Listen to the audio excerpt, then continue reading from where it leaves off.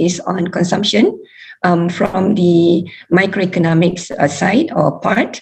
So the plan for this lecture is, first I will give you some basic economic concepts related to consumption and consumer behavior. And then we will look a little bit from the conventional perspective and make some general comments from the Islamic perspective, looking at what's the objective of the consumer and what would be the concept of rationality from the conventional perspective. Then we'll focus a little bit more from the Islamic perspective, looking at the role of man and what is the objective of man, and in particular in relation to consumption. Then, I will provide some guiding principles related to consumption and consumer behavior from the Islamic perspective.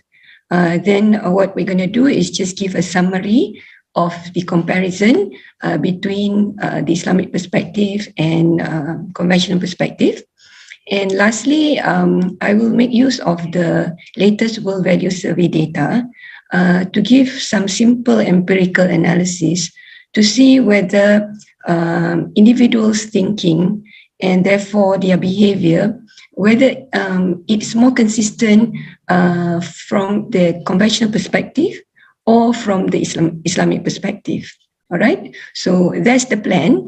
Now, what you are going to see actually is that some of the things that I will discuss, especially from the Islamic perspective, would be things that probably you have heard in the earlier lectures.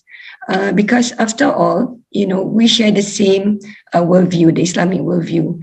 And the Islamic worldview is, applies to all aspects of our life. So, but hopefully what I'm going to do is try and put it in the context of consumption and consumer behavior. Okay, so this is what we're going to do. So the first thing is, when we talk about consumption or consumer behavior, we want to know, okay, what is a consumer? So consumer is basically, either refers to an individual or a household comprised of one or more individuals. Okay, and then what does it do? Basically, it is the basic economic concept, basic economic unit, because after all, we're looking from the microeconomics part that determines, that determines which commodities are purchased and in what quantities. So in this, aspect, that actually we are all consumers. So this is something that we can actually relate to, all right? Because we will determine what to buy, how much to buy, and so on. Okay, so when we talk about commodities, basically we're referring to either goods or services. So commodities are something that we can trade, we buy or we sell. So goods can refer to something which is tangible, like cars, books, or even salt or clothing, all right? Or it can refer to services such as, banking services or dental services or mobile phone services and, all sorts of other services, okay? So basically the consumer, all right, when it wants to determine what commodities to buy and in what quantity, what we will do as consumers is to actually look at the benefits and the cost of such action, okay? So in this aspect, when we talk about benefits and costs, it can be quite subjective. Before that, all right, of course, when we say, okay, whenever we want to buy something, we're not, actually explicitly measuring, what would be the benefits in quantitative terms, measure every single thing and the cost. But it is, assume that implicitly we're doing that, all right? We are doing that. So this is, even in conventional economics, we don't assume that we take, explicit calculations, but we do take into account, whatever benefits and whatever costs that involves in the decision whether to buy something or not. Okay, But however, all right, sometimes we may not be totally aware about the full benefits and or the cost of, a certain action that we take, all right, or in particular in the purchase of goods or services. So many times, we will tend to overlook costs that are not explicit. So usually when we want to buy something, we would look at, perhaps the price of the good and we'll say, okay, this is, cheap or this is expensive. But there are actually other costs and perhaps other benefits to, a certain decision, in particular in the purchase of something. Okay, so in here, I've said the opportunity cost and the external cost. So what do we mean by the opportunity cost? The opportunity cost is actually the value of the next best alternative. So for instance, if you have, certain times and you want to decide, do you want to watch a movie or, your next best alternative is to, let's say, mow your lawn. All right. So if you watch a movie, then the opportunity cost is actually the value of you get from mowing the lawn. Okay, or vice versa. So, or if you decide, whether to take a train or to drive. All right. So, if you decide to take a train, the opportunity cost is actually the value of driving instead of taking a train. So sometimes when we want to make a decision in terms of the cost, we don't take into account the opportunity cost, the next best alternative, what would be the value to it. Okay. And there's also, the external cost of an activity. I think in the last week's lecture, you talk about externality, or the lecturer talks about, or the instructor talks about the externality. So we can talk about, having the external cost to an activity, cost that, does not or falls upon other people that are not directly involved in that activity. So for instance, if you, burn leaves after you mow the lawn, for instance, and the smoke from the fire will affect other people, your neighbors, for instance. So there are external costs to such activity, which sometimes we do not take into account. Of course, here we are looking at the cost, but there are also the benefits. All right, we can have also the external benefit. So we can take a similar kind of example.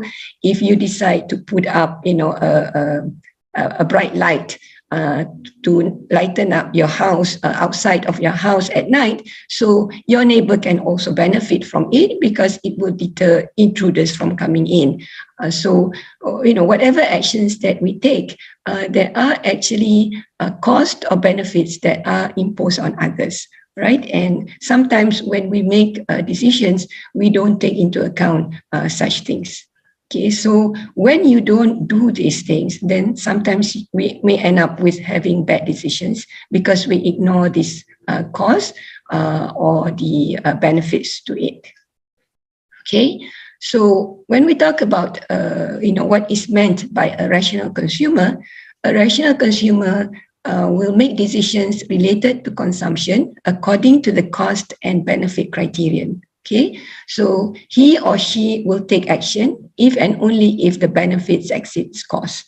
So as we said before, although we do not, measure or, explicitly list down all the benefits and the costs, but at times we do not take the full benefits or the full cost of such action. Okay, so now we just want to look at, the conventional perspectives of rationality. There are several perspectives, so I'm just going to give you, the one that is most common if you refer to, the basic or introductory or intermediate level microeconomics course and so on. You'll find that, the standard of rationality is the self-interest standard of rationality. So what do we mean by, the self-interest standard of rationality?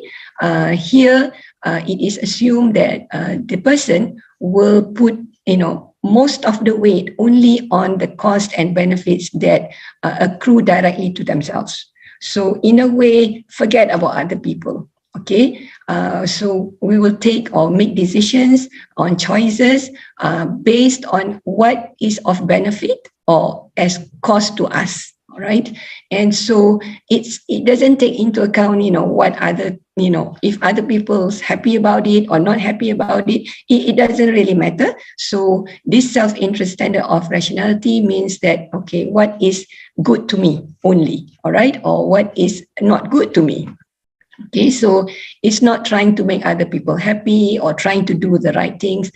This is not part of the self-interest standard of rationality. So, in a sense that, the word itself is self-interest. Okay, so usually in economics we refer to this kind of individuals as Homo economicus, or the economic man or woman or individual. Okay.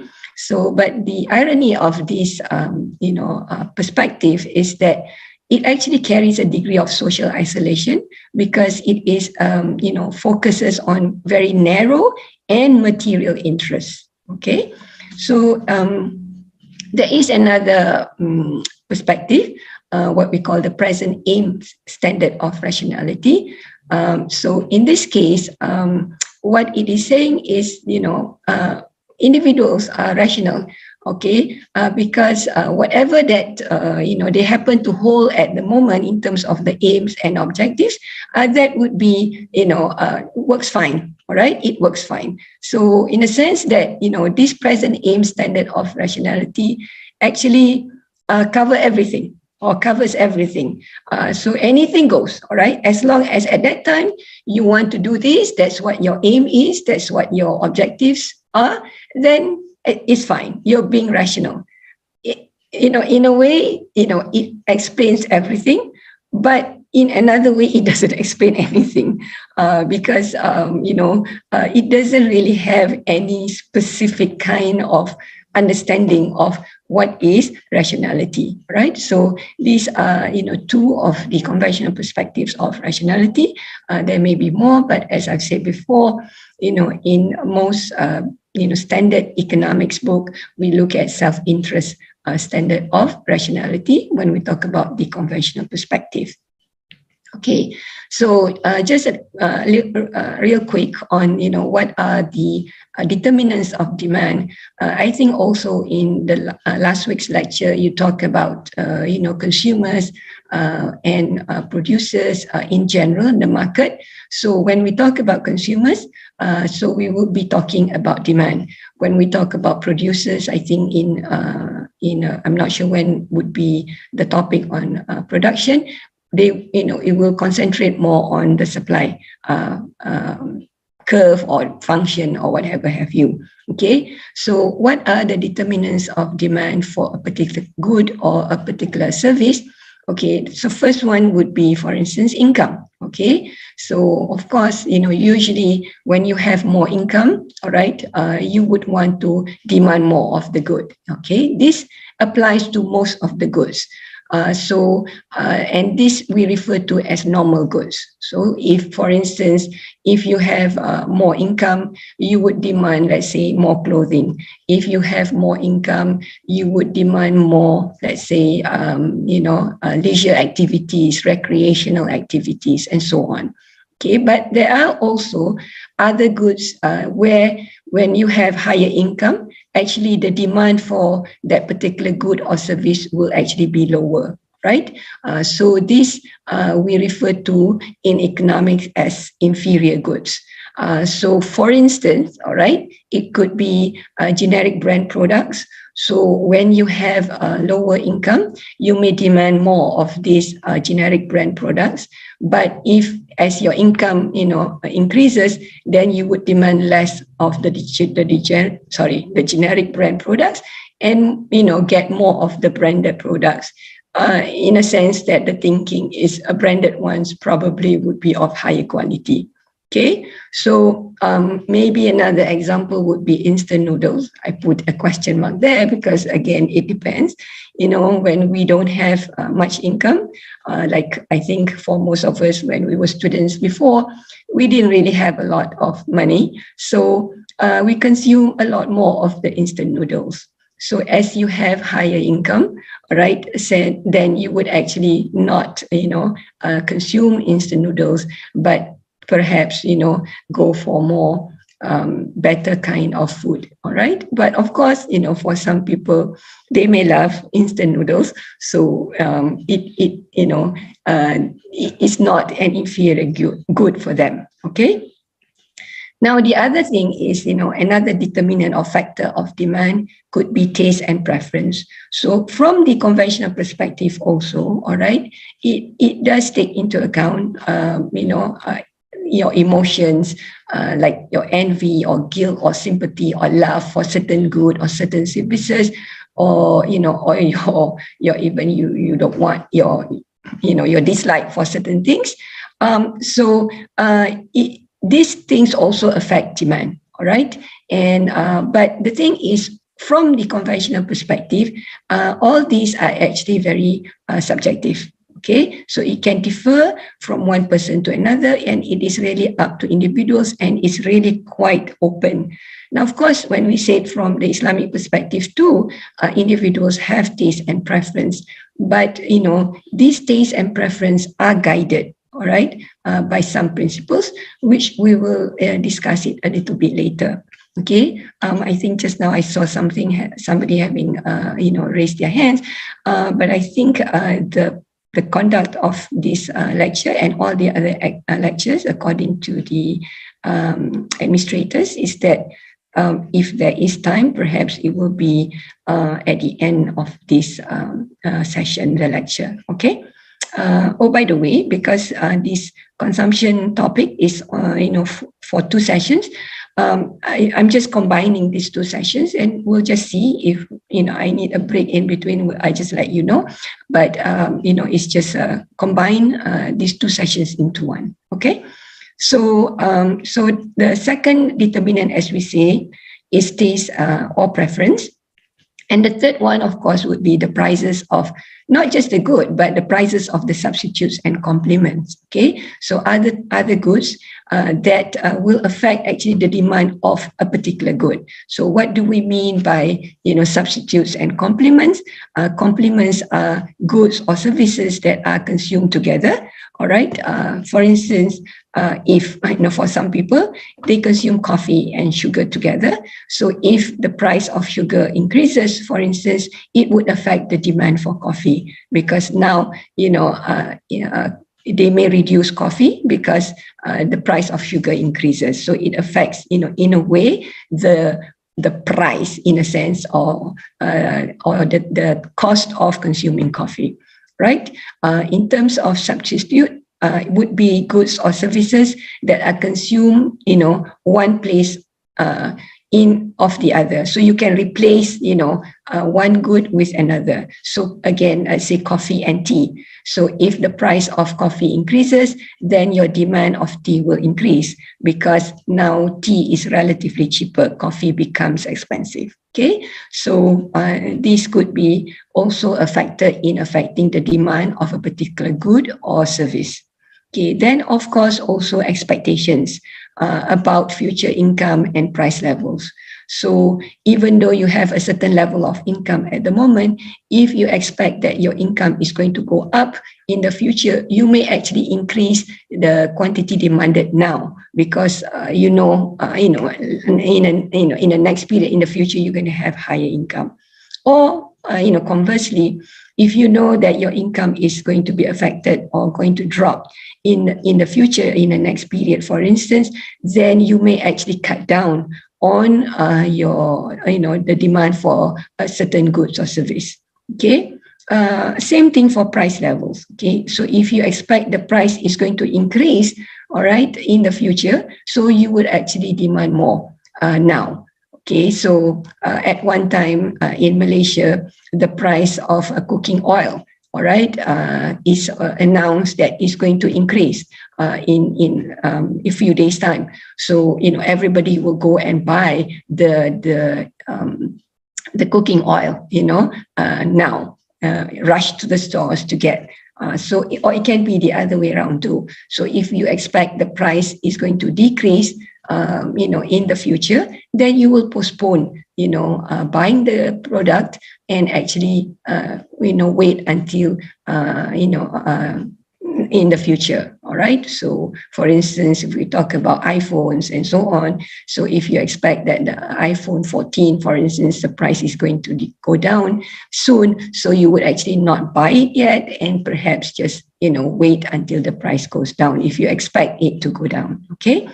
So, another determinant of demand is actually your religious beliefs. All right. So sometimes with the same level of income or with the same, expectation of prices of substitutes and complements and so on, and even perhaps taste and preference, if your belief is that the product is not good or should not be demanded, you will not do it. All right. You will not demand such goods.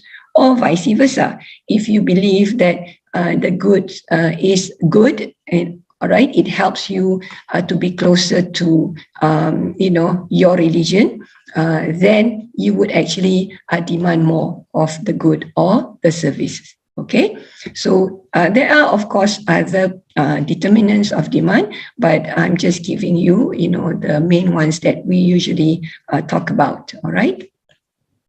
Now, with regards to law of demand, as I've mentioned before, I think in last week's lecture, you talk about, always say that there is an inverse relationship between price and the demand, okay? Because from past observations, this is what happens. And so here is, we say that the curve is downward sloping. So there is a relationship between price here and quantity. So at higher prices, your demand is very low. At, low prices, your demand is high. Okay. So why is that the case? Because when the price of a good or service increases, then as we said before, people may not buy that good and switch to a close substitute. Okay, so therefore the demand will drop. Also, when the price increases, then you cannot buy as much as before, in the sense that your purchasing power decreases. All right, so you have to decrease your consumption and your demand. Okay, unless, all right, at the same time you reduce the demand and consumption of the other things, then you can still actually buy that product. But usually in general, you find that as price increases, all right, as price increases over here, your demand will go down. Okay, so this is the law of demand. All right, but when we talk about price of a product, as we said before, we actually are looking at the real price of product. At times we don't, we just look at what is in the price tag. But we need to make sure that when we look at the price of product, it is the price relative to the prices of other products as well. Okay, so here we talk about consumer preferences. Okay, so from the conventional perspective, right, in general, more is better. Okay, so given other things equal, okay, more of a good is preferred, is always preferred to less. Okay, so and when we talk about consumer preferences, also there is this thing that we need to consider, the time preference. Okay, whether we will want to have it now, or we want to postpone it, or we want to stagger our consumption and so on. So there are many factors that account to differences in time preference, all right, among individuals. So number one, the uncertainty regarding the future. Okay, so if we're not certain about what's going to happen in the future, so sometimes people say they prefer current to future consumption. So let's just consume now, because we don't know what's going to happen in the future. So usually people would prefer current consumption to future consumption. Secondly is, the disposition of the individual, all right? So different people have different disposition. Some people, would, postpone certain goods, consumption of or demand of certain goods and services. Some people would, prefer to have it now, for instance. So again, it depends on the individuals. So just some, an example is, if we look at, if we have food on our plate, all right, so we like for Malaysians, usually we have rice and some chicken or beef or and vegetables and stuff like that. So some people, all right, they may first take the most favorite food on their plate first, and take that one first, and then eat the rest late after that. But for some other people, they would keep the best parts the last. So again, it depends on the individuals. Okay, so also the time preference, okay, also depends on the specific circumstances of the choice at hand. All right, so what was happening at that time will actually affect whether you prefer to have current consumption or postpone it to future consumption. Okay, so an example would be if, for instance, if you go to a supermarket and if you're hungry, all right, and usually people say that's the worst time to go shopping, when you're hungry, because you tend to actually, want to buy more things, all right? But if you are not hungry, so your, what you buy, or what you demand and what you consume may not be the same, all right? Or at times, you may, for instance, already, let's say, pay a deposit for something, right? So then you have a choice whether, suppose you pay a deposit of, let's say, 100 ringgit for a certain thing. And then when the time comes, you have actually two choices, whether to go with the one that you paid deposit and pay an additional, let's say, 500 ringgit, or you have another choice, which is also at 500 ringgit. So for many people, they may choose the one that, where they already paid the deposit, because that, they already put in, I shouldn't say maybe deposit, I mean, something that you put where if you decide not to do it, you will, actually forfeit that deposit. So, in fact, because some people feel that you already put some money into it, so you may not want to, forfeit that choice and actually, not choose the other alternative, which perhaps may be better, maybe. Okay. So now, again, as we said before, when we talk about, time preference, because current consumption opportunities, you can actually see it, all right? It confronts you directly. The future ones, you can only imagine. So sometimes people would prefer to actually have current consumption rather than future consumption. Okay, so when we look at the conventional versus the Islamic perspective of your time horizon, because the time horizon would affect your preferences. Okay, so it depends on actually how we view the reward or benefit that can be obtained in the current period versus what we can in the future period. Okay, so in a sense that when we talk about the Islamic perspective, our time horizon is not just in this world, but also in the hereafter. So the choices that we make, all right, not only depends on what's going to happen to us in this world, but rather and more importantly, in a sense, what is going to happen to us in the hereafter. So the conventional and Islamic perspective, differ greatly in terms of this kind of understanding, and also it depends on the level of faith and conviction of individuals. So of course, Muslims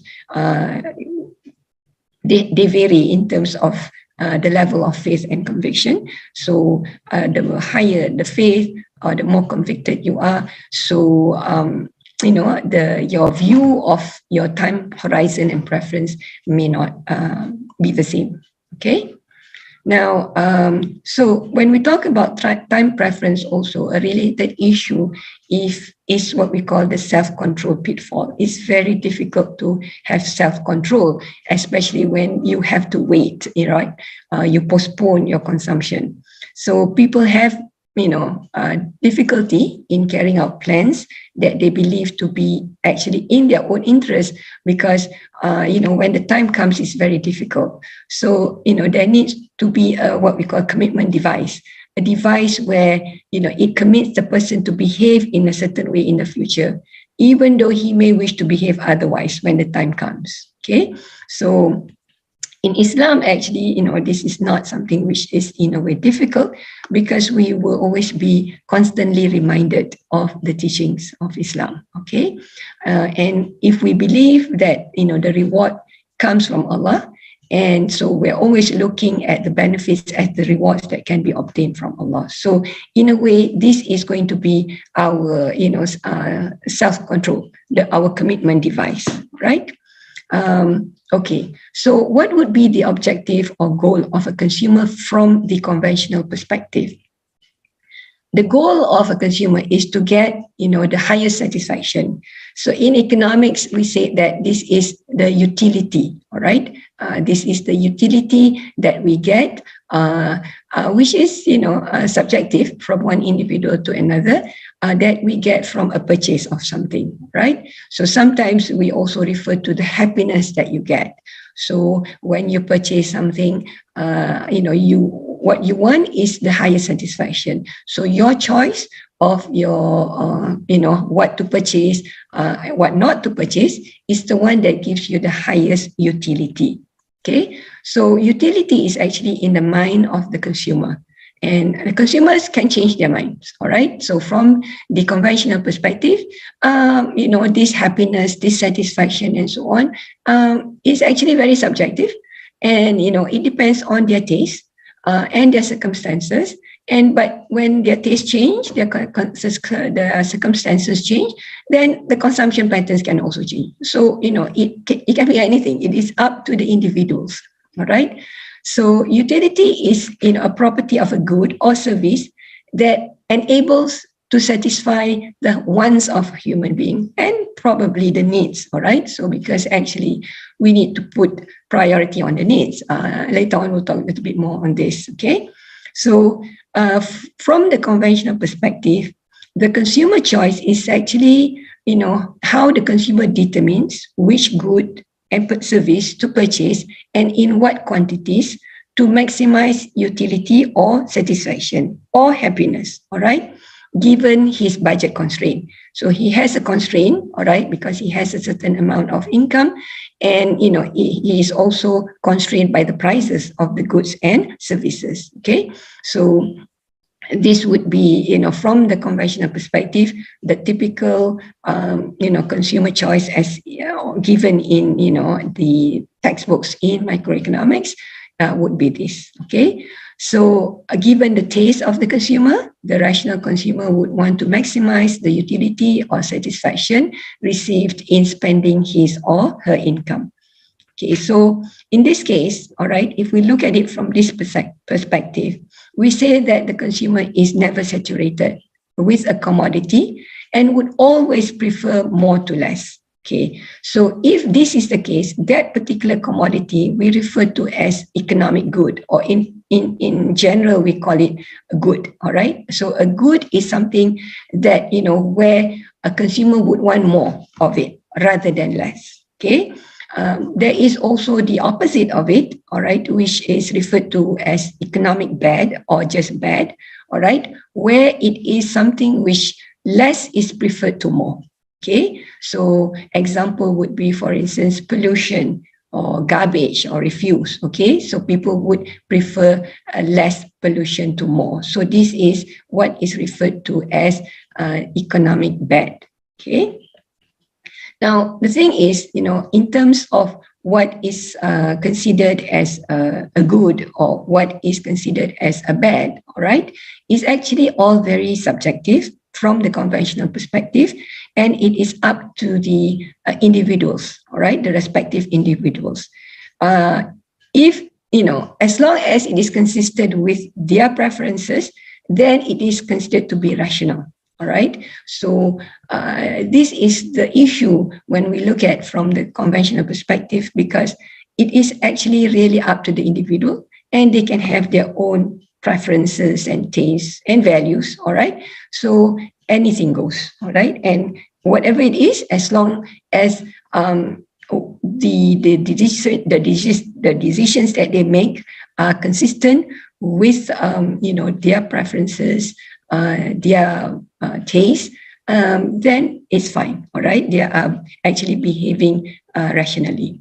Okay, so Herbert Simon actually give an alternative to this objective of utility maximization. Before we say that in conventional economics, people want to maximize their utility or satisfaction or happiness. Okay, but Herbert Simon says that actually in reality, people rarely optimize. Okay, what they actually do is actually satisficing. Okay, so what they do is they choose an outcome which is considered to be satisfactory to them, or rather than the optimal. And then what they do is they find an option that reaches that standard of being, satisfactory. So instead of maximizing utility, what they do is they satisfy.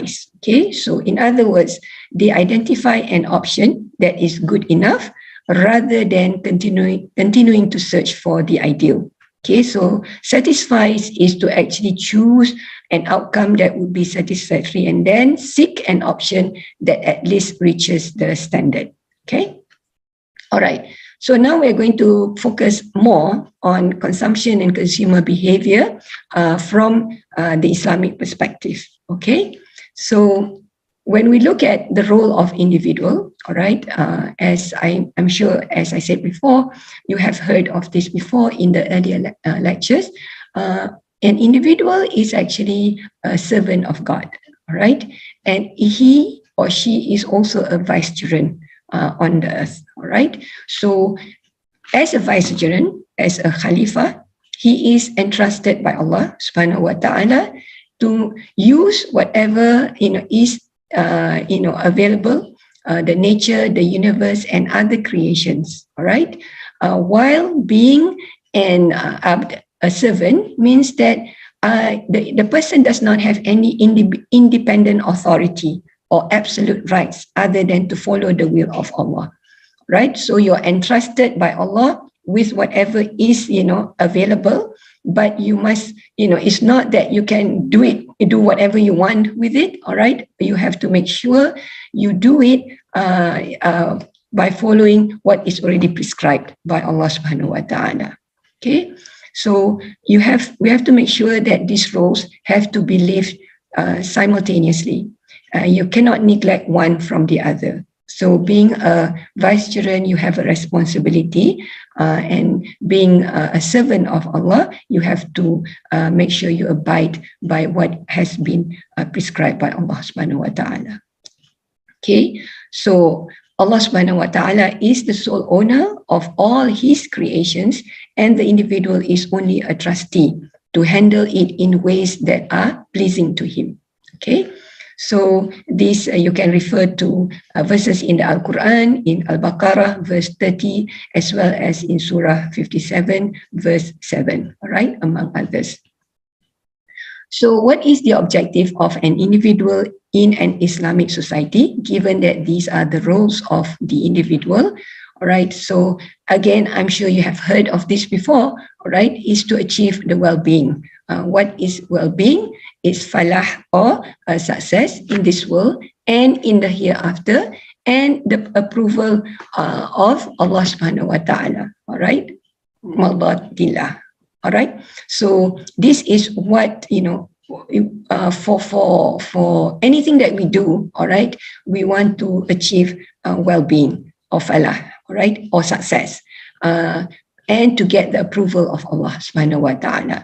So as we said before, this is the Islamic worldview, all right? So it is the driving force underlying all actions for an Islamic individual, including, how we behave in our consumption. Okay, so in that sense, the concept of rationality in relation to human behavior would pertain to an individual acting wisely and choosing the best means and alternatives to advance this goal, right? To get the approval of Allah subhanahu wa ta'ala.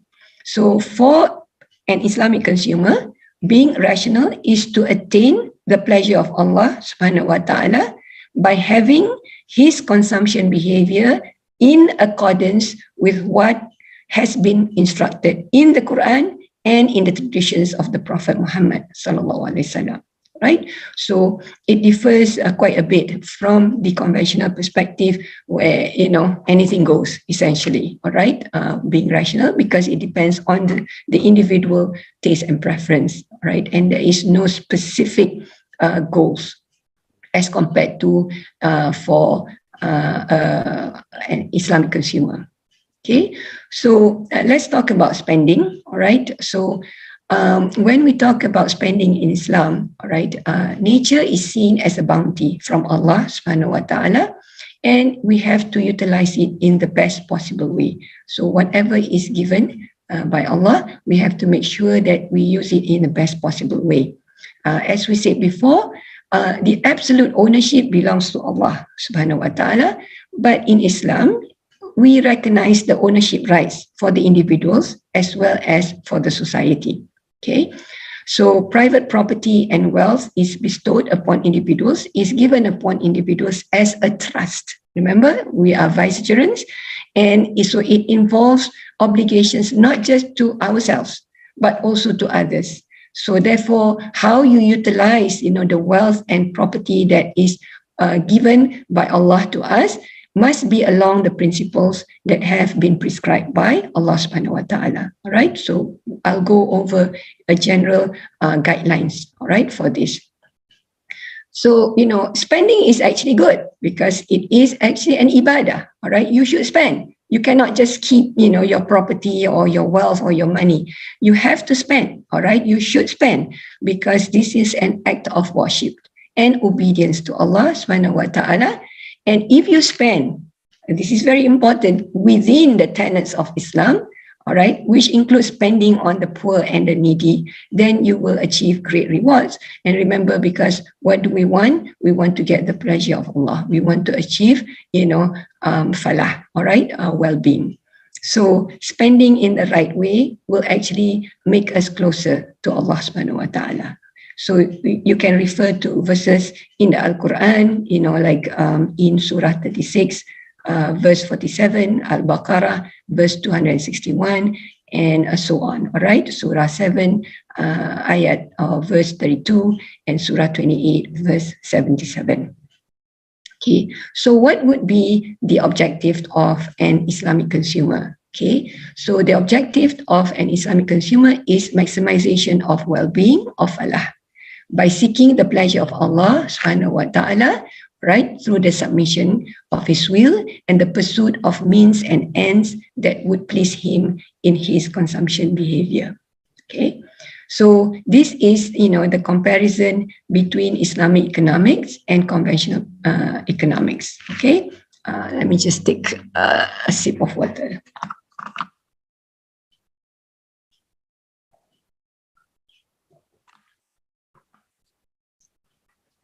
Okay, so for Islamic economics, as we said before, we're looking at consumers' well-being is falah or happiness, all right, by utilizing wealth to fulfill the consumption needs of the consumer and his dependents and the poor, and guided by the principles prescribed by Allah subhanahu wa ta'ala to get the pleasure of Allah subhanahu wa ta'ala. For, from the conventional perspective, in conventional economics, we look at consumers' utility, and this is the pleasure or satisfaction that is obtained from consumption of goods and services, guided by the consumer's own preferences and tastes, which are derived from his own values and judgment. All right. So if his values and judgments are consistent with the Islamic ones, very good. But it can also not be the same. All right. So we have that. So the determination of the level of utility for a consumer in conventional economics, as we said before, is based purely on self-interest and focus on the pursuit of material progress. All right. So this is what we mentioned before, a very narrow sense perspective, looking at focusing on material progress. So the economic satisfaction that is derived by the individual is defined from and also does not extend beyond his own individual judgment and values. Okay. And the thing is, each consumer can have different sets of preferences and values and will have his own definition of what constitutes happiness, pleasure, or satisfaction, right? So the thing is, as we said before, all consumers will pursue their own goal and objectives, and it not necessary and most likely will not be the same. But, they are being rational, right?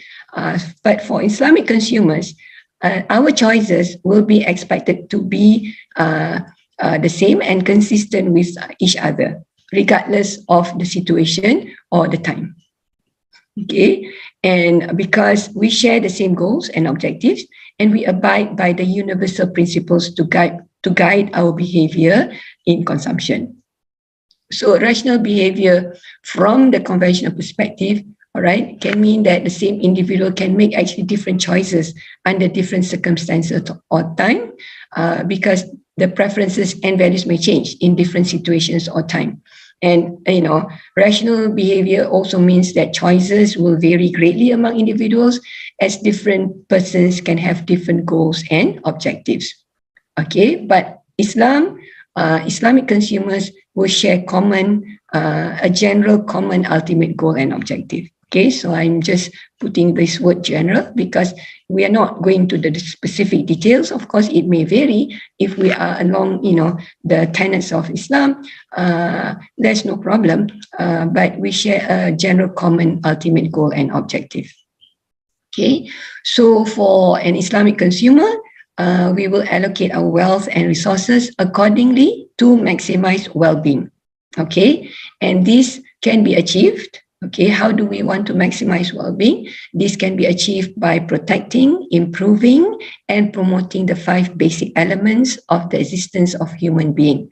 All right, in this world and at both the individual and collective levels. This is what we refer to as the Maqasid al-Sharia. And again, I'm sure you have, heard of this, or, some of the previous lectures have gone over this, but let's try and put it in the context of consumption and consumer behavior, right? So these are the five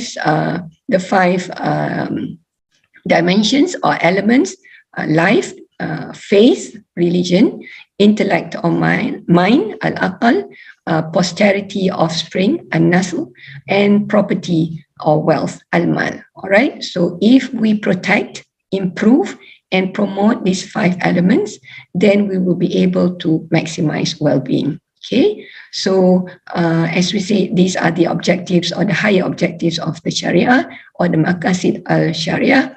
And as I said, you have seen this before. So when we talk about life, all right, it is the fulfillment of basic needs. And when we talk about deen, to preserve, our belief system. And we talk about al-aqal, okay, to make sure that we acquire and utilize knowledge, and to make sure that we safeguard ourselves from the negative influences, such as drugs, superstitions, and so on. And then we have the posterity, all right, to make sure that the survival and the progress of the family. So making sure that their needs are taken care of, right? And also al-mal, all right, this is to make sure that we are accountable of the resources that have been bestowed upon us. So if you look at these 5 aspects, when we decide on, decisions about consumption and our consumer behavior, we have to take into account all these 5 elements, okay? And so the guidelines that I'm going to present would be along these lines, all right? Making sure that we are able to promote, improve, and protect. All right, these 5 basic maqasid al-Sharia. Okay, so let's talk about what are the guiding principles related to consumption and the utilization of wealth. Okay, so the first one is moderation in spending. All right, this is something which is already very common. You hear, in Islam, we have to be we have to practice moderation. Okay, so we have to make sure that when we spend, all right, it has to be along the making sure we spend it moderately. Okay, so what it means that we should avoid extravagance, we should avoid wastefulness, and also we should avoid niggardliness. Okay, so after this, I will go a little bit deeper into each of these things. Secondly, is the second principle is to prioritize our utilization of wealth. Okay, so how should we utilize it? First of all, we have to make sure that we fulfill our own and dependence needs. Okay, so don't, the focus, the first priority is first on ourselves and our dependence needs. When we're done with that, then we can look at spending on the poor relatives, our poor relatives. And then, if we're done with that, then we can give charity and to make sure that we save, all right, for future needs. Then the third guiding principle would be making sure that, we consume items that are permissible and avoid those that are prohibited from consumption. Okay, and the fourth one is we need to prioritize our consumption, which one we must give precedence to. Okay, so we have to make sure that we fulfill our basic necessities, basic needs first before we go on to spending on other things. So let's talk about the first principle. The first principle, as we said, moderation, and we shouldn't be extravagant. We shouldn't be a miser or be a niggard, nor should we be wasteful or tabzir. Okay, so moderation is considered as the golden mean between the two extremes of miserliness and extravagance. So you can refer to a lot in the Quran, all right? So example in Surah 25, verse 67, or Surah 7, verse 31, and so on, all right? So a lot of the verses in the Quran, Allah has talked about, this moderation. We have to be moderation in this, particularly in our consumption. Okay, so in other words, consumers should not be spending more than they need. But they also should not be miserly by not spending enough on their needs. Okay, so we have to make sure that we are in this, range of moderation. So to be obedient to Allah subhanahu wa ta'ala and to please Him is to spend on the wealth that is bestowed, as what we said before. But we should not go over, trespass the limits of moderation, to make sure that we ensure justice in consumption, right? So Allah subhanahu wa ta'ala has commanded us to spend, but forbids extravagance. Okay, so consumers should not spend more than they can afford, nor should they be stingy and miserly by not spending enough on themselves or others. All right, so because Allah subhanahu wa ta'ala curses those who do not spend or give the ones that His bounty. Okay, so being a miser actually, all right, not spending enough will actually bring harm to the person in their religion, okay, and also in their worldly affairs. Because why? We are not being grateful for Allah's subhanahu wa ta'ala's favor, right? So those people who are stingy, actually they are being stingy to themselves, because they would reduce the rewards that they get by spending. So if you get the displeasure of Allah and you disobey Allah subhanahu wa ta'ala's command, then you are actually not doing good to yourself. Right? So we should spend, but making sure that we follow this principle of moderation. Okay, so miserliness can be viewed as actually withholding resources from being properly utilized. Right? So continuing on this principle, when we talk about moderation, then you may ask, okay, so what is, a moderate level? Okay, actually, there's no particular level of quantity. I cannot tell you, okay, for food, you have to spend only this much. The level is from here, this level, this much to this much.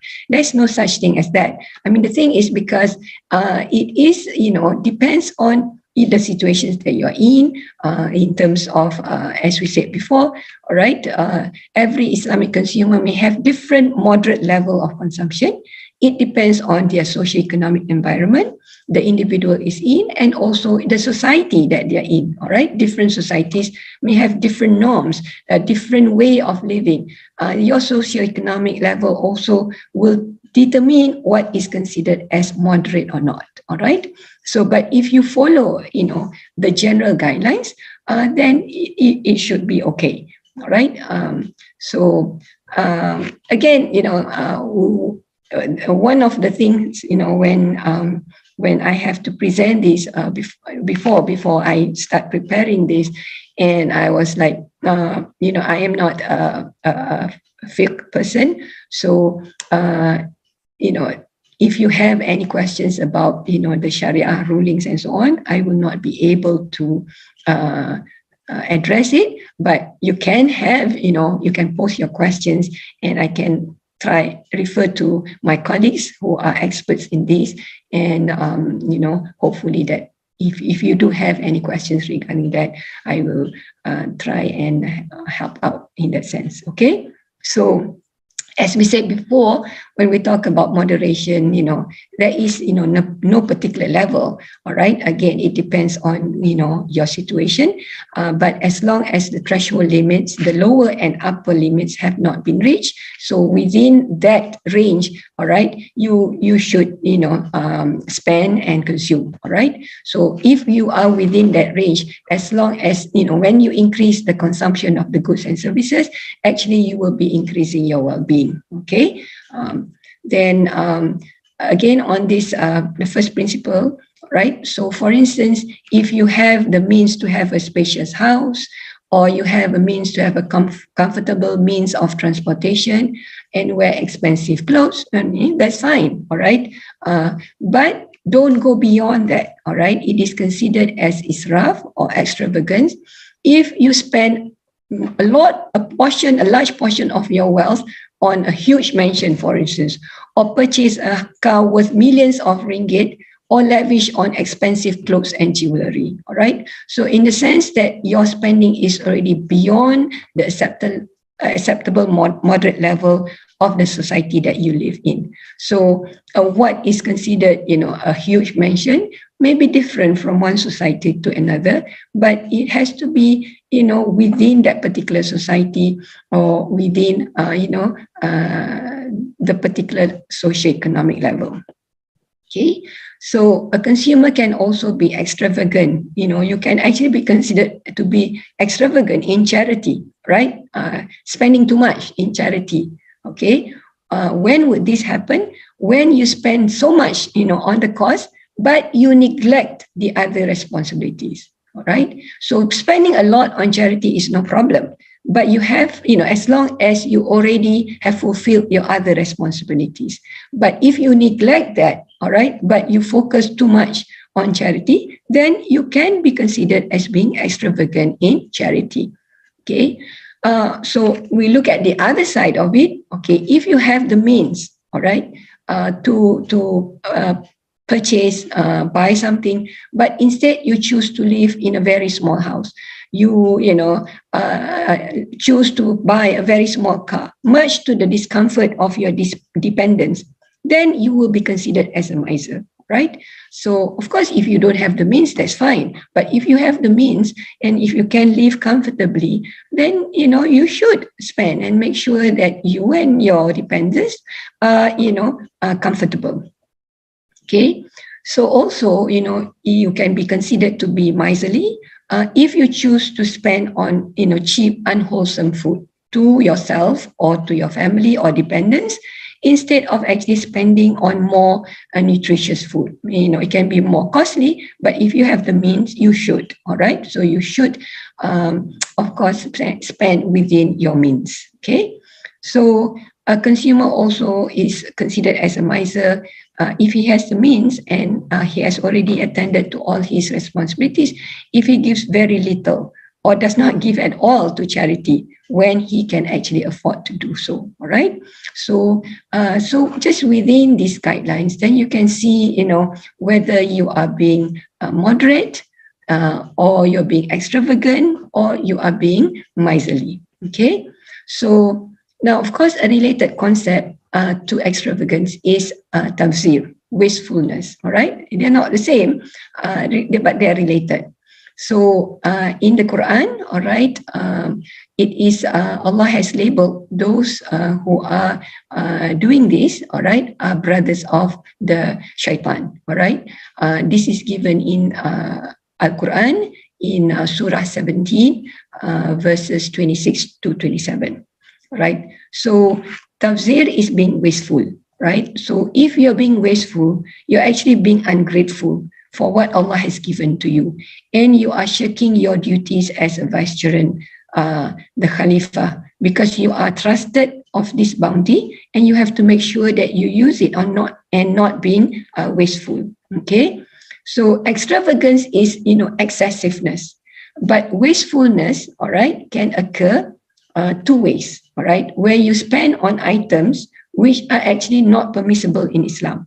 And you waste your money on those things, all right? So this can be considered as tabzir, okay? And it's wasteful, it is inappropriate, it is foolish, and it is wrongful or corrupt or useless, okay?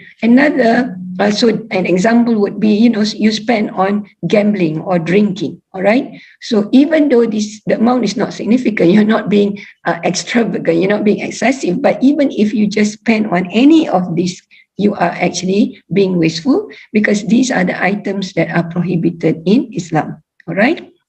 But another way, as we said before, you can spend, excessively on permitted items, and for instance food, but they are left uneaten, all right, so it is tabzir, it is wasteful. Or for instance, our everyday lives, we leave the lights on in an empty room, all right, or the AC on in our office when we are not even in our office. When we can switch it off, then we should, because we are being wasteful. All right. And also, for instance, if you have a faucet with water running, okay, and nobody's using it, sometimes when we go to the masjid and so on, you see sometimes the faucet, where the water is running and so on. So these are, examples of tabzir. Okay. So tabzir is like, you spoil or destroy wealth. Okay. So, in Islam, all right, consumers are exhorted, encouraged to be moderate in their spending. Whereas, in contrast, if we look at it from the conventional perspective, the consumer does not follow these principles of moderation. In fact, if you recall that, you can get higher utility if, or satisfaction or happiness, more is better. Consuming a higher level of goods and services, you will get higher utility or happiness or satisfaction from the conventional perspective. Okay, but in Islam, we have to make sure that we practice moderation. Okay, as we said before, there is no explicit measurement or determination of moderation, but anything, and what is considered as extravagance or miserly or stinginess, but we have to make sure that, we just follow the general guiding principles. Okay, so if again, the preferences of the consumer are towards things which are harmful or useless, then, from the Islamic perspective, but from the conventional perspective, it's okay. He can choose to consume these items because it will bring utility or satisfaction to him, right? So it differs from how we see, things, all right?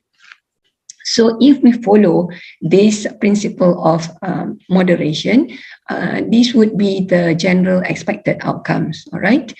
So if we, moderation and avoidance of wastefulness, then the society will have less a problem of illegal and harmful activities, such as corruption and gambling, all right, because this is considered as tabzir, and individuals are self-motivated to avoid such practices as it is in the best interest to do so. Okay, if we shun extravagance, then we expect that we should have a more peaceful society, as there's less feelings of resentment, jealousy, envy. All right, and because you don't really see individuals who live, ostentatiously compared to others. Okay, and if we avoid miserliness, then the needs of the family, relatives, and the public at large are satisfied to a certain extent, of course. All right, we also need help in general from the society, not just from the individuals helping their families and relatives, and because of this, it will bring goodwill among the members of the society, and it will help to reduce hostility and disunity, right? So we expect these outcomes. Now, for the second principle, all right, the prioritization in the utilization of wealth, all right, as we said before, wealth is given to us by Allah subhanahu wa ta'ala, and we have to do it or use it in the correct way. Okay, so we must make sure that there are priorities to spending, and because we are the vicegerent or Khalifah, okay, on this earth.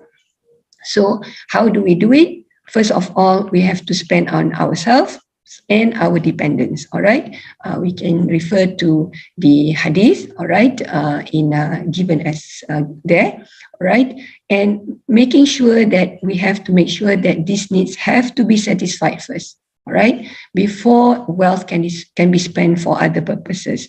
The first priority is on ourselves and our dependents. Okay, then also making sure that when we spend, we have to make sure that our needs are satisfied, but we must observe the principle of moderation. So we cannot just spend and spend and spend on ourselves and dependents, but as long as our needs are satisfied and we practice this principle of moderation, then that will be fine. All right. So after these are done, then we need to look at our relatives. All right. Not on other people. All right. Not that people that we don't know, right? Or our friends. We have to look at our relatives first. So relatives who are poor and needy, we need to then cater to their needs. Okay. Because Islam exhorts individuals to give charity to relatives who are in need, as it is considered as both sadaqah, all right, and also to keep and strengthen the family relationship.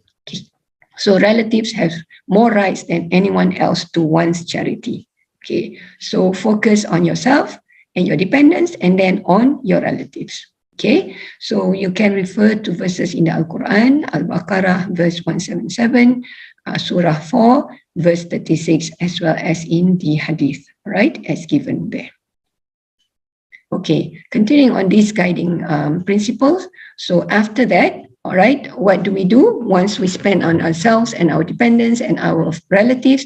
Then, of course, we have to focus on other people, charity to other than relatives. Okay, so they include orphans, neighbors, the poor and the needy, because again, they have the right to our wealth, the wealth that's given, bestowed upon us by Allah subhanahu wa ta'ala. All right, so again, you can refer to verses in the Al-Quran as I have given here, and also, all right, along with charity, we have to save money. All right, if we have, we can afford to do that. As these times, we find that a lot of people are not in a good financial situation. But if we can afford to do so.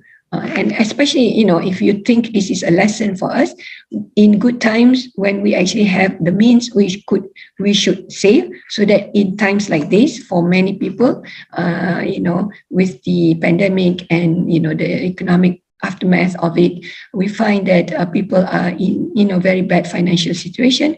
For some, because they did not save. All right. Of course, for others, they are just not, having the financial means to do so. But if we have, then we should make sure that we save, because especially for people with families and other responsibilities. Okay. So saving will ensure that the consumer and the dependents are financially secure to meet their future needs.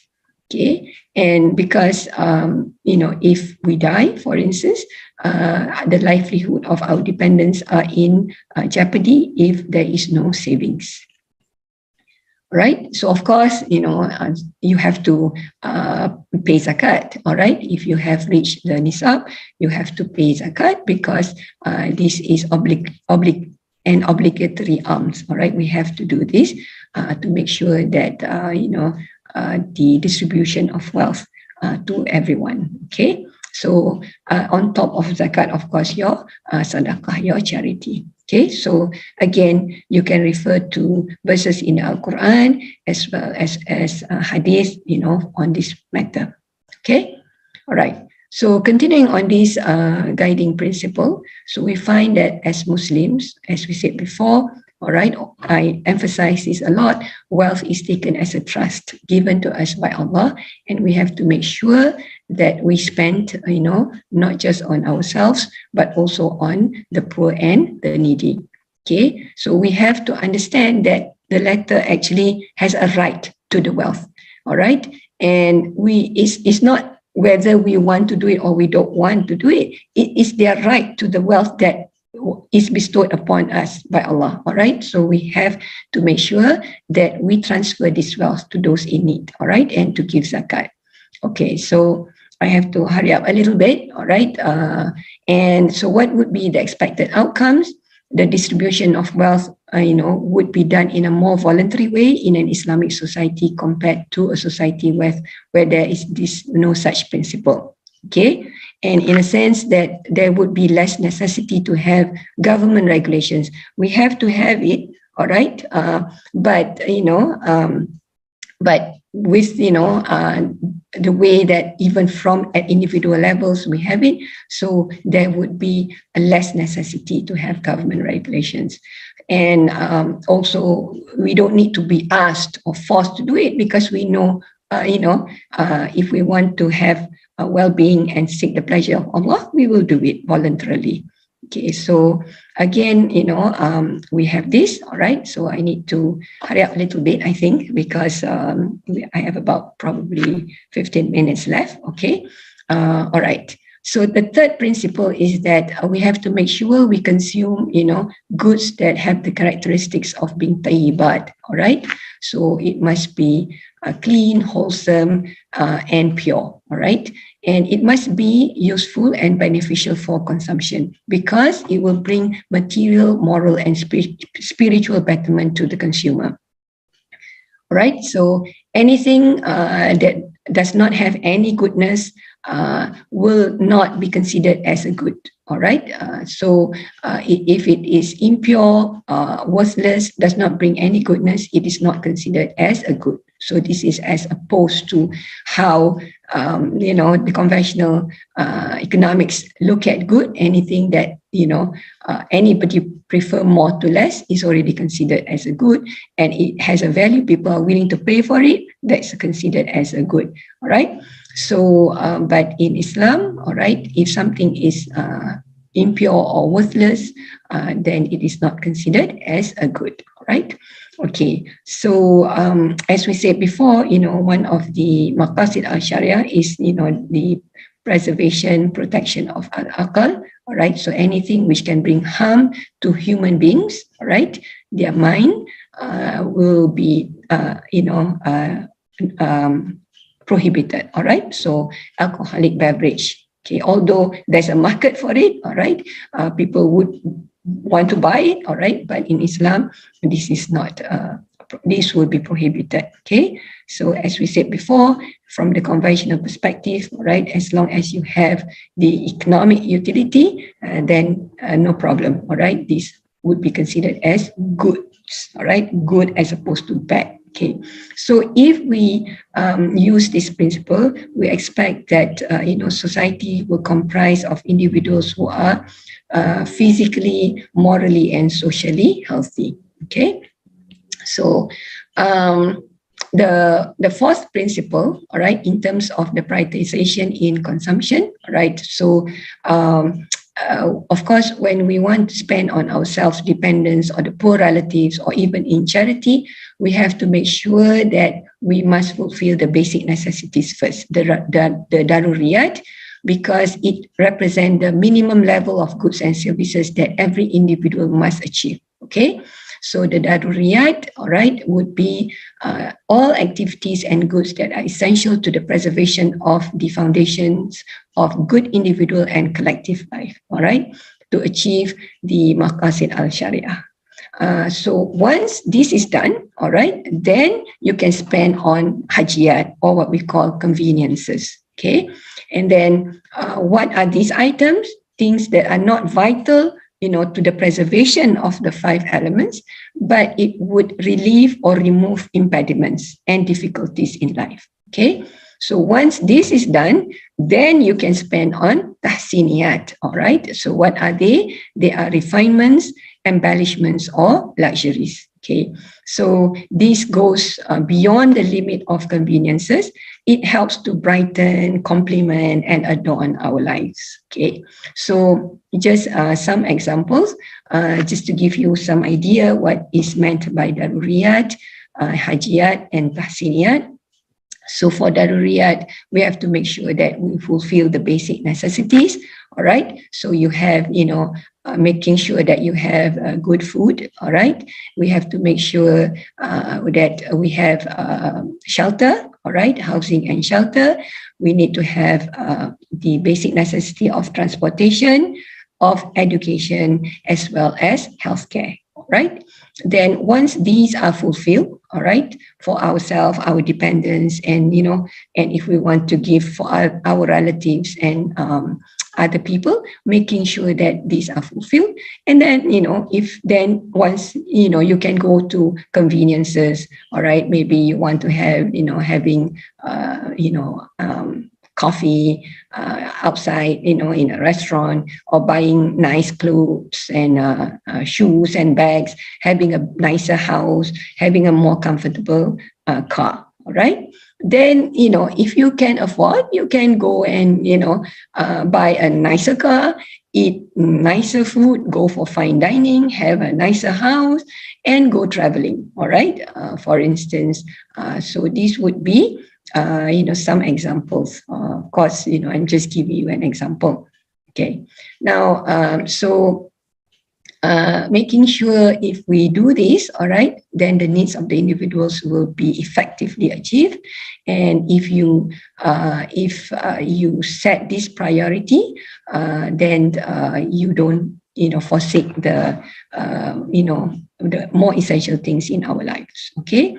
Now, before I go to looking at some empirical analysis, there's this in Hirsch in 1976 talk about positional good or status good.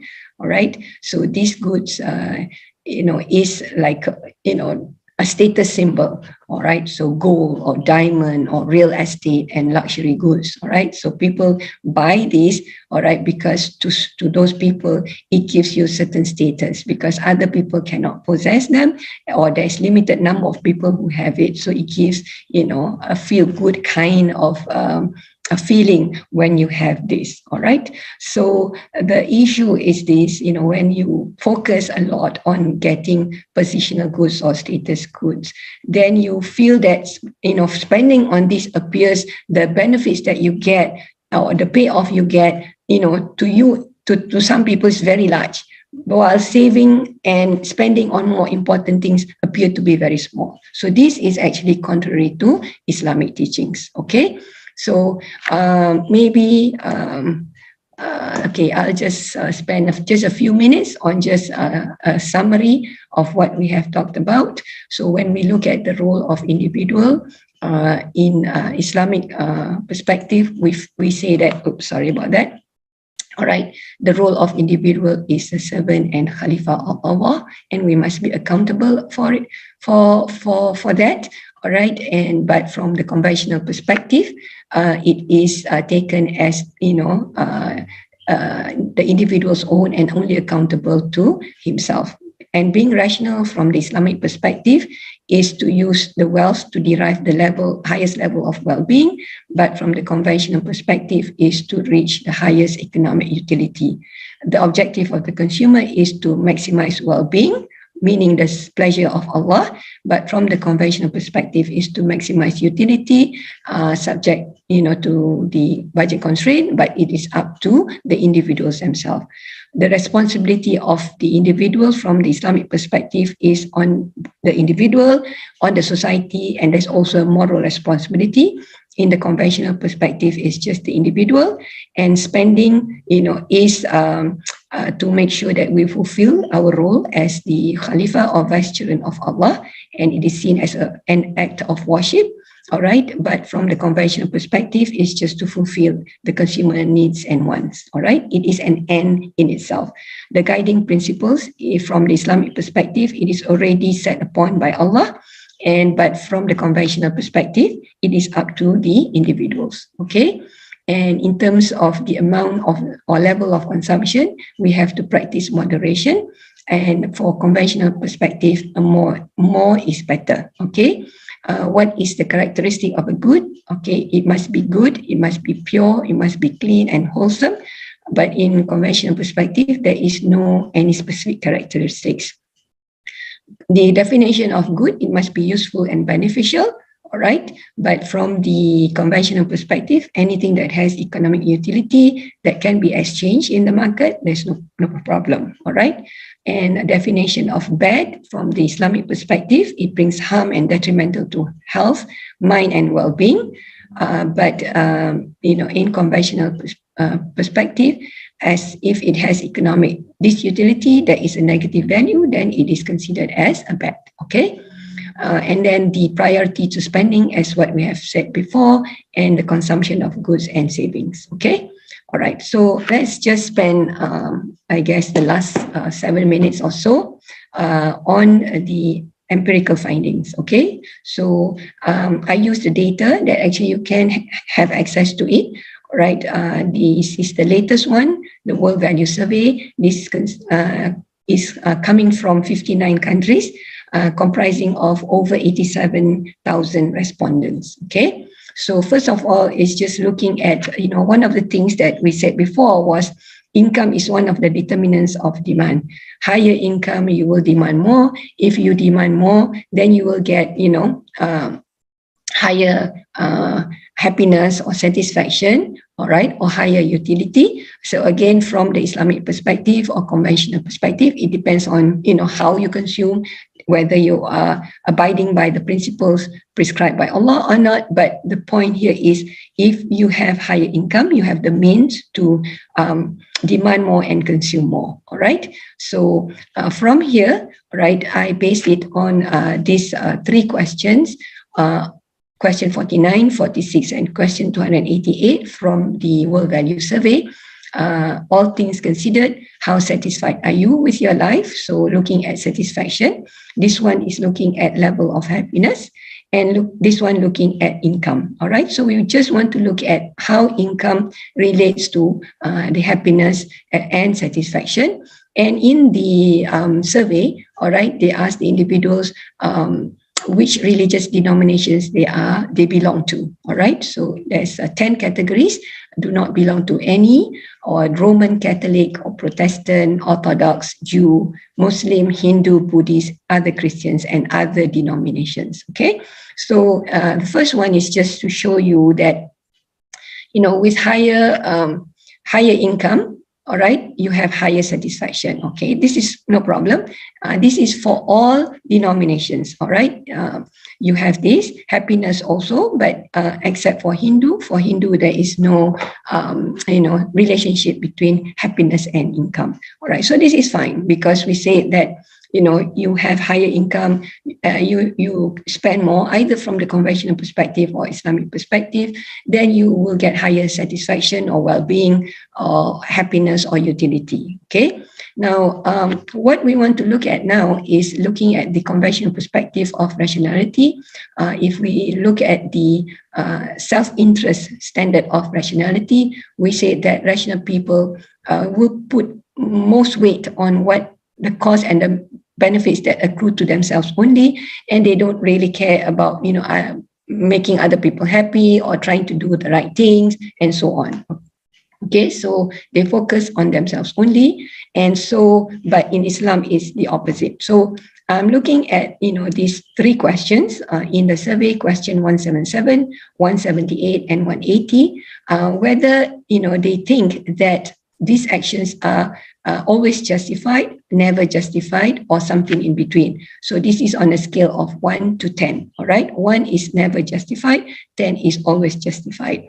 So if people who are, who abide by this self-interest standard of rationality, then they would be more likely to say that it is justified because it is of benefit to them. All right, they are not. It is of benefit to them, and they are not trying to do the right things, and so on. Okay, so what we have done, or what I have done, is just to look at these three questions and look for each group of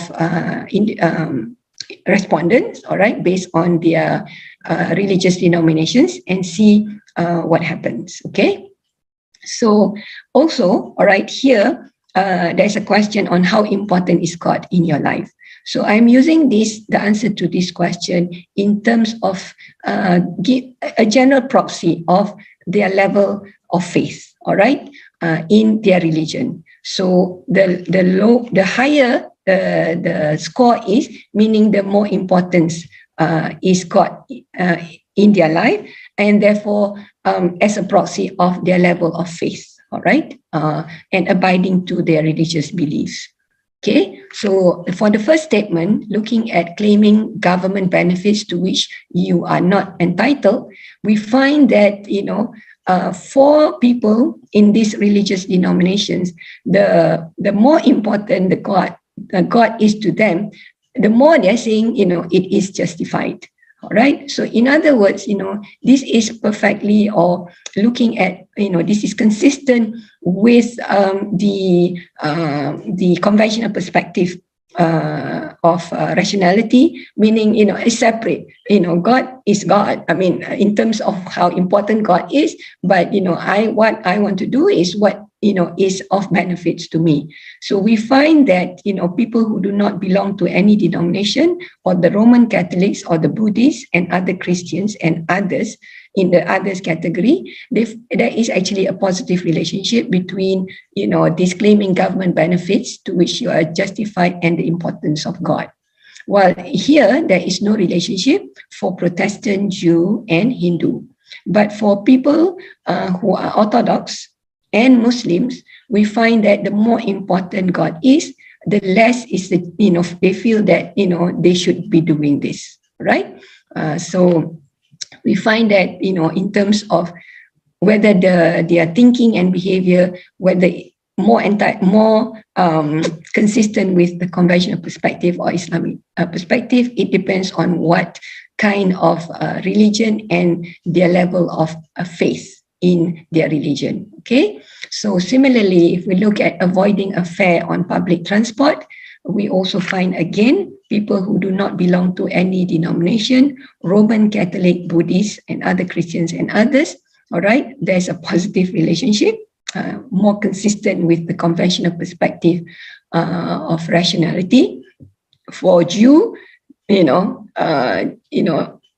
importance of God, nothing to do with how they conduct their life or what they think should matter. But for Islam and Protestant and Orthodox and Hindu, all right, there is a negative relationship, all right, between the two.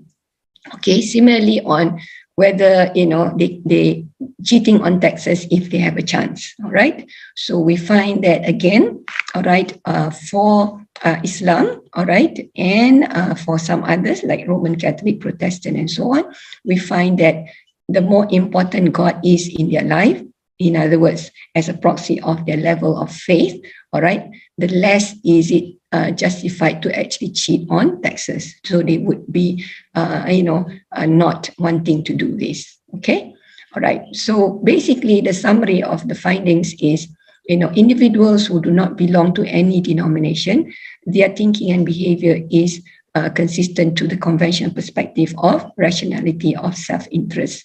For Jews, all right, the importance of God does not have any significant impact on their thinking and behavior, in particular to these three things that we have. But for Muslims and Orthodox Christians, importance of God has a significant effect on their thinking and behavior, and this is definitely contrary to the conventional perspective of rationality and more consistent with how, what Islam has prescribed. Okay, so I think that's the end of my presentation. Okay, Alhamdulillah, I have managed to keep it to until 10:30. All right, Assalamualaikum. Right, thank you so much, Prof, for the excellent and also detailed lecture. It helps us to understand ourselves better. So, how do we make decision, and also our behavior as a consumer, and also guidance from the Islamic perspective. It also reminds me of one of Dr. Aslam Akbar's lecture that we have to spend, but not too much and not too less. Most importantly, we need to keep our intention right and make sure that our consumption is guided by the Sharia principles. And Prof, thank you also for reminding us that not to go shopping when hungry, for a better consumption decision. Okay, eat first and then go shopping. I have to remind myself that. All right, so let's take some question from the floor. Around 15 minutes. Let's see how many questions we can take. All right, we have one question in our YouTube live, but I think that one is more on Islamic ruling, which I think Prophet said that we should direct that kind of question to the expert. Maybe that question in the YouTube live, maybe that one can be directed to Dr. Aslam Akbar or Prof. Mustafa Muhammad, inshallah. Right? So, question for Prof. Selamah from Zoom. Right? How to calculate or identify external costs? Okay. As we said before, we don't, when we make decisions, we don't explicitly calculate, in numbers and so on, but we have to take into account, the impact of our decision on others. All right. Sometimes we don't know. All right. Sometimes it's more of common sense. Okay. When we do certain things, we know that it will affect others. So what we need to do is first consider the things that we know. As I said before, when we talk about, external costs, there's also actually external benefit. Sometimes we look at things a lot in a very negative way, all right? But there's also external benefits to other people, because sometimes when we do good, for instance, people may be encouraged, by our action, and we'll also do that. But of course, sometimes we don't know. But again, of course, our niyyah must be correct. Our intention must be correct. So back to the question on, how do we, what would be the external cost? I think first of all, we need to, think a little bit on, what would be the cost of doing certain things. Some of the things that we do are quite personal and private, in a sense that, it won't affect other people, right? But there are other things where we know that it does affect other people. The example of, let's say, you create pollution, or even, when you smoke and you feel that, okay, smoking is fine because I'm just doing it in my own house, and it's not affecting other people.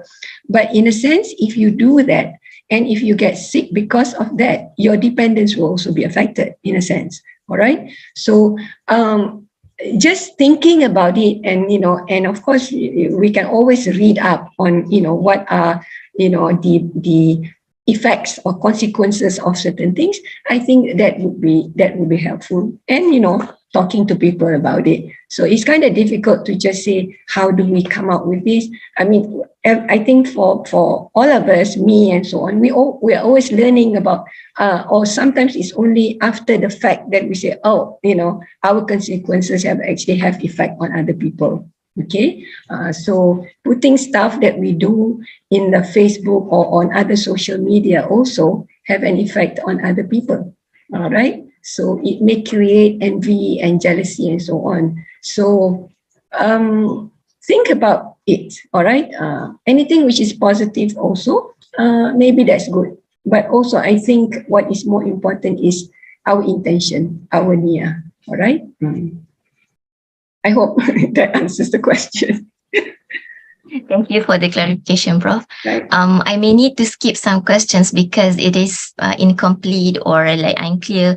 In the event where your question is being skipped, you have the opportunity to approach the instructor personally through her email, I think, inshallah. Okay. Yeah, you can. So next question, at-tayyibat, how can we measure? Is it based for social norms or is it based on social norms? Okay, again, as we said, this tayyibat, again, just first of all, follow the rulings. We know there are certain things which are good, there are certain things which are prohibited. But, some certain things, like you said, okay, we don't know, is this good or bad? It's always, there are new things that's happening. So, do research, Now, alhamdulillah, we can actually do our own research, just Google. My motto is always, every time when people ask, okay, let's Google, all right? Because we can get information, from the internet. Of course, you have to make sure, you have to be wise to make sure whether the information is substantive, have substance or not. All right, there must be some justification. We cannot, just say, some people say this is tayyibat, this is good. All right, eating raisins from some people who have put prayers into it and so on. Well, personally, I find it's a little bit nonsense, but raisins in general probably is good. All right, but for some people, they may be allergic to that. So in that sense, it's not good. So in a sense, there is, what I'm trying to say is, there's no like one fixed answer for everything. And especially for things that are already out there, the traditional goods and services, is actually quite easy to determine whether it's tayyibat or not. But there are many other things, goods and especially services, which you're not sure, all right, is this good or not? All right, so we need to just go and find out and get more information. I'm not sure whether I am fully answering the question from that person, but I cannot give you a fixed, definite answer for this. Okay. I hope that satisfies the one who asked the question, inshallah. Yeah. Right? Okay, next question. How a market can adopt values as suggested by Islam to consume? Yeah, so in a way, the market is driven by both consumers and producers and government and so on. So I'm not sure, I think you have already had. So everyone has a role to play. All right, everyone has a role to play. And, so when we talk about, somebody say we need to be sincere on spending, correct? That's what, again, we have to make sure that we have that. Right, going back to what I'm saying, so for us as individual consumers, all right, so we ourselves practice that, all right? If many of us practice that, we will demand certain goods and services, all right, that are consistent with, what Islam has prescribed. So producers will, cater to those needs. But if we don't, and we, demand more of things that are not along the junctions of Islam, then of course, producers will do that as well. That is from, the consumer side, all right, the demand driven. But sometimes producers can also create new things and so on. So as consumers or as the general public, if something which is not along the lines, then we should voice, our opinions in many ways. Number one, don't buy the goods. Number two, tell other people about it. All right. And number three, maybe form certain, go through certain more formal kind of, channels to make sure that these voices are heard. Okay. But if you are in the policy or you become, the policy maker, or you rule the government. So that'll be much easier, which is a little bit difficult for most of us. But I think each one of us have a part to play. All right. Next question. Is CSR a way for compensating positive externality when they are unavoidable? Yeah, I think everyone has a role to play, especially for companies and organizations. All right. So, of course, one of the way is to make sure that we do a lot of social works and so on. As I've mentioned, I think in the slide, I said, if people play their roles, for at consumer level, we can help, a certain extent. Of course, it will not solve the problem, in general. So, of course, the companies and large organizations, they have a very important role to play. And they also, by doing that, it will also, of course, goodwill to them, all right, to the companies and the organizations, but it will also encourage other companies, other organizations to do the same, all right? So I think this is very important for sure. Okay. What should be done in order to invite the community to always not be excessive in consuming? Well, what should be done? I think first we have to be the example, all right? Because education starts from home. If we want to preach to other people, we have to make sure that we ourselves actually live that way, all right? Sometimes we look at, people say these things and so on, but when we look at, the way that they live, they don't live that way. So actually it has a detrimental effect, all right? Not only people will say, look, you are saying this, you're preaching this, but you're not doing it. So it's actually worse, okay? For me, rather than you do that, you better, if you cannot live that way, don't preach others to do that. But it is actually important for us to consciously think about how we live our life, how we consume, all right? And making sure that we understand, this is going back to the external cost and in a way benefit, all right?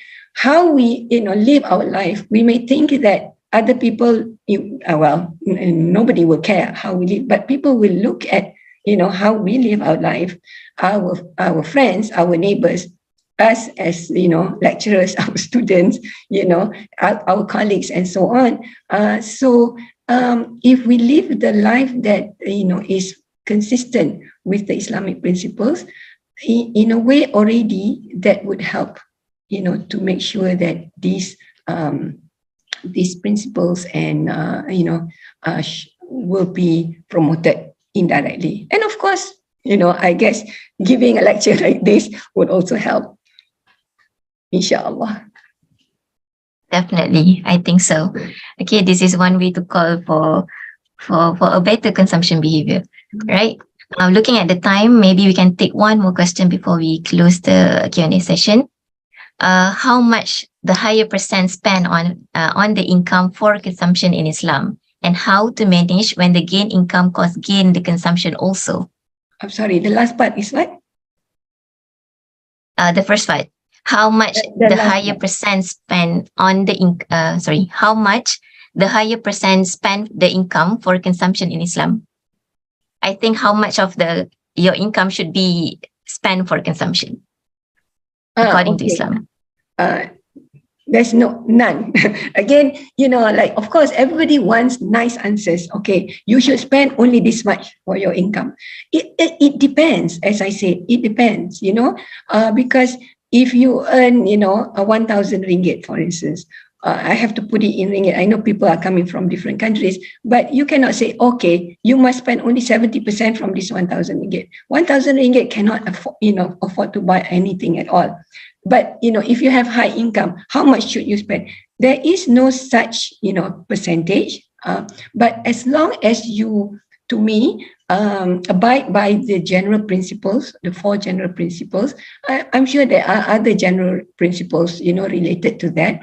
But, as long as you are, you feel that you have abide by all this, then I think it should be fine. Okay, some people can get by just spending, 30% of their income, even though their income may not be very high.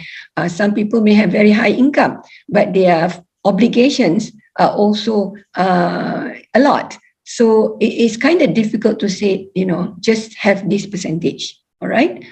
Just maybe one thing that I want to maybe touch on close is that, people say, oh, what about sustainability?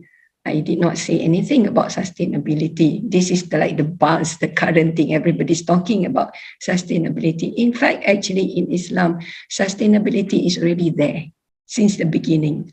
When you spend moderately, you're being sustainable. When you don't spend on things which are wasteful, you are being sustainable.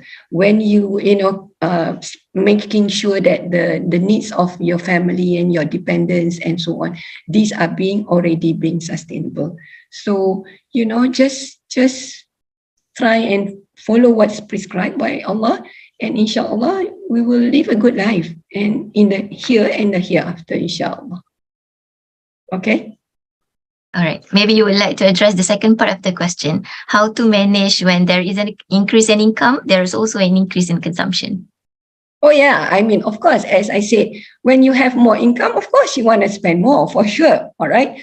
But as long as you are, within the range of moderation, why not? Go ahead. I have no issue with people, living comfortably and so on. All of us want to live comfortably, but not excessively. That's the point. And if you have, higher income, maybe some of it, if you can, give to charity, some of it you save. So you have to be wise when you have this, but I don't think it's right to say, no, we cannot spend so much.